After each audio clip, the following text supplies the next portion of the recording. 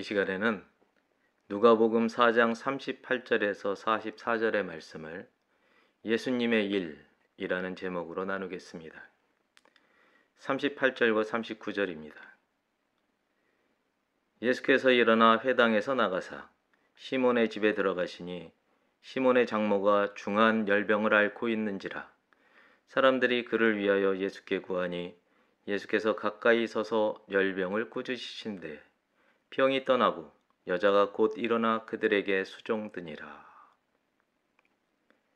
헬라어 원문에서 38절은 그러나 라는 말로 시작합니다. 이날은 안식일이라 회당 모임 후에는 아무 일도 하지 말아야 하는데 그런 행보가 아니라서 그렇습니다.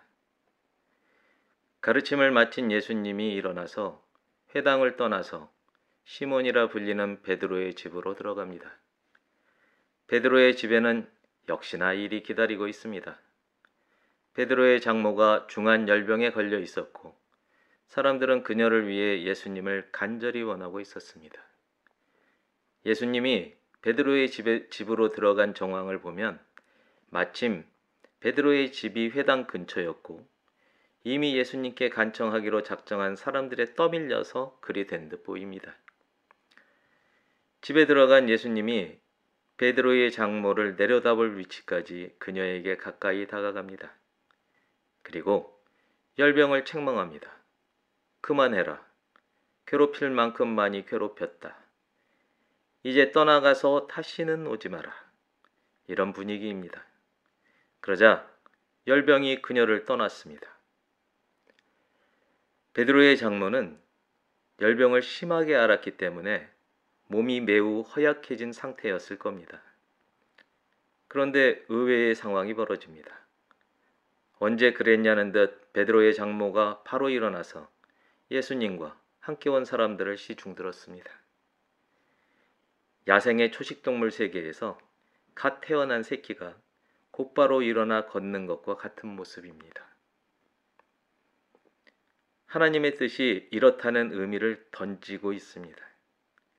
우리 몸에는 이미 하나님이 설계한 건강이라는 능력이 있습니다. 오늘날 우리는 하나님이 태초에 우리에게 의도하신 능력을 철저히 이뤄가며 살고 있다는 생각을 하게 되는 장면입니다.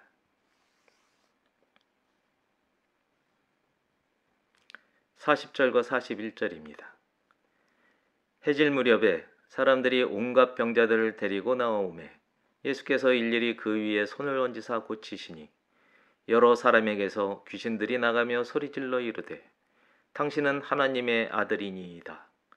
예수께서 꾸짖으사 그들이 말함을 허락하지 아니하시니 이는 자기를 그리스도인 줄 알미러라. 해가 넘어가고 있습니다. 이스라엘에서는 이때가 날짜가 바뀌는 시점입니다. 이스라엘의 하루는 저녁부터 저녁까지를 말합니다. 우리는 창세기 역사에서 사람이 6째 날에 창조되었고 창조되자마자 하나님과 함께 안식을 취했음을 잘 압니다. 해가 지니 예수님도 쉬어야 합니다. 그런데 병 있는 사람들 고치는 일이 좀처럼 끝날 기미를 보이지 않습니다. 저녁 때가 되고 이제 예수님은 쉬어야 할 터인데 안식일이 지나기를 기다렸던 사람들이 움직이기 시작합니다. 정말로 많은 사람들이 다양한 병으로 허약한 상태에 있는 자들과 함께 있었고 그들을 예수님 앞으로 이끌어 왔습니다.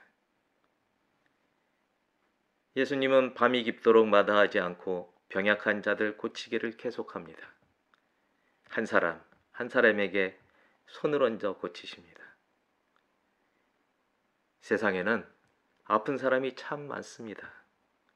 몸이 아프고 마음이 아프고 게을러 아프고 가진 게 없어 아프고 열악한 환경에 아프고 모르고 아프고 심지어 일부러도 아픕니다.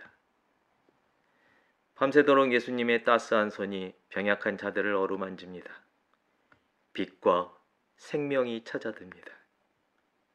몸이 강건해지고 마음이 강인해지고 게으름을 내쫓고 하나님 곧 만물의 주인이신 아버지를 향해 돌아서고 병든 만물에 필요한 일을 찾아 나서고 죄와 어두움에서 깨어나고 안일과 거짓을 벗어던집니다. 개중에는 여러 사람에게서 귀신들이 떠나가기를 계속합니다. 귀신들은 자신들이 사람들을 속여 그 안에 살면서 그 사람을 아프게 한 일이 들통이 나자 화를 내며 떠납니다. 그들의 정체가 들통이 난 것처럼 예수님의 정체를 폭로해 하나님의 때를 어긋나게 하려고 합니다. 곱게 떠나지 않겠다는 뜻입니다. 당신은 하나님의 아들입니다. 다른 말로 표현하자면 하나님의 아들이 여기 있다 라고 악을 써대는 것입니다. 예수님이 이를 제지합니다. 앞에서 이미 거론됐던 것처럼 이번에도 수동형으로 명령하셨을 겁니다. 너희는 단박에 말을 못하게 되어라. 귀신들이 그리스도 예수님을 예전부터 알고 있었고 이후로도 그럴 것이며 계속해서 하나님의 시간이 아닌 때에 예수님의 정체를 드러내려 할 것이기에 더욱 강력하게 명령하시는 것입니다. 진실도 알려져야 할 때가 있습니다. 그러나 아직은 하나님의 때가 아닙니다. 42절에서 44절입니다. 날이 밝음에 예수께서 나오사 한적한 곳에 가시니 무리가 찾다가 만나서 자기들에게서 떠나시지 못하게 만류하려 하며 예수께서 이르시되 내가 다른 동네들에서도 하나님의 나라 복음을 전하여야 하리니 나는 이 일을 위해 보내심을 받았노라 하시고 갈릴리 여러 회당에서 전도하시더라. 아침이 되었습니다. 말씀인즉 병 있는 사람들을 고치다가 결국 예수님이 잠을 한숨도 못 잤다는 말입니다. 예수님은 베드로의 집에서 나와 홀로 있을 곳을 찾아갑니다. 아버지가 하는 말씀을 듣기 위해서입니다. 또는 아버지께 드릴 말씀이 있어서입니다. 우리에게도 이런 시간과 장소가 필요합니다. 여유롭고 평온한 장소와 시간에 아버지 말씀에 귀를 기울이는 것입니다. 때로는 지하철과 같은 시끌벅적대는 장소와 시간 속에서도 비밀의 공간과 시간 속으로 들어가는 게 가능한 경우가 있습니다. 다만 조건이 있는데 너무 지쳐있지 않아야 하고 방해꾼이 없어야 한다는 것입니다. 더 절대적인 것은 성령님의 인도를 받는 것이겠지만 말입니다. 오해의 소지가 없도록 정리하겠습니다. 예수님의 경우를 보십시오. 마귀의 시험을 받으러 광야로 간 것도, 사람들의 마을로 돌아온 것도, 회당 안에서 사람들을 가르치는 것도, 밤이 새도록 사람들을 치유하는 것도, 그리고 한적한 곳을 찾는 것도, 시장통 안에서 아버지 하나님과 소통하는 것도 모두 성령님으로 가득하게 되심과 그 인도하심에 따르는 것입니다. 이 사실을 잊지 않는 여러분과 제가 되기를 주님의 이름으로 축복합니다. 하지만 예수님을 찾아온 사람들은 단비가 마른 땅에 내린 것과 같아서 예수님을 내버려 두지 않습니다. 그들은 계속해서 예수님을 찾았고 예수님이 있는 데까지 오고 멉니다. 여기까지는 그래도 괜찮습니다. 이제는 아예 예수님을 점유하려고 합니다. 사람은 소유욕이 참 강합니다. 재물, 권력, 사람, 좋아 보이는 것일수록 더 강해집니다. 나에게 좋은 것은 남에게도 좋은 것이다. 그것을 독점하려고 하면 분쟁이 일어난다. 분쟁의 끝은 피고, 피는 생명이며 생명을 패하는 것은 죄를 넘어선 악이다. 이런 당연한 귀결을 알면서도 그 길을 가는 게 사람의 역사인 듯합니다. 붙들어 점유하려는 사람들에게 그들이 원하는 대로 할 수 없음을 예수님은 딱 잘라 말합니다. 나는 다른 마을에서도 하나님 나라의 복음을 전해야 한다. 하나님이 이 일을 하라고 나를 이 땅에 보내셨다. 이 말씀은 예수님이 나사렛 회당에서 읽은 구약 말씀 이사야 61장 1절 2절을 생각나게 합니다.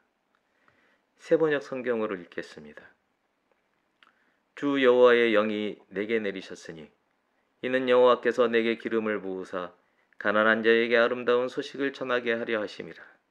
나를 보내사 마음이 상한 자를 고치며 포로된 자에게 자유를, 갇힌 자에게 노임을 선포하며 여호와의 은혜의 해와 우리 하나님의 보복의 날을 선포하여 모든 슬픈 자를 위로하되. 그렇습니다. 예수님은 전 인류를 구원하러 오셨습니다. 말씀을 마치신 예수님의 다음 행보가 44절에 기록되어 있습니다.